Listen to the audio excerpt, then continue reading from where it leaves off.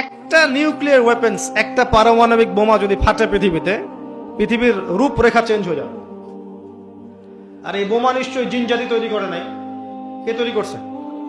মানুষ। এর মধ্য দিয়ে কি মানবতার কল্যাণ হবে যদি একটাও ফাটে? কখনো 47-এর দিকে ফেটেছিল না দুইটা? কোথায় কোথায়? জাপানে, হিরোশিমায়, আর কোথায়? বোমাগুলোর নাম বলতে পারবেন? হ্যাঁ, মাশাআল্লাহ মাশাআল্লাহ, লিটল বয় আর ফ্যাট ম্যান। এখন পর্যন্ত জাপানের নাগরিক যারা আছেন, এর যে বিষক্রিয়া, এর দ্বারা ইফেক্টেড তারা, এখন বংশ পরম্পরায় এটা চলছে। আর এখন যে পারমাণবিক অস্ত্রগুলো আছে, এগুলো শক্তি তখনকার চাইতে 1000 গুণ বেশি শক্তিশালী।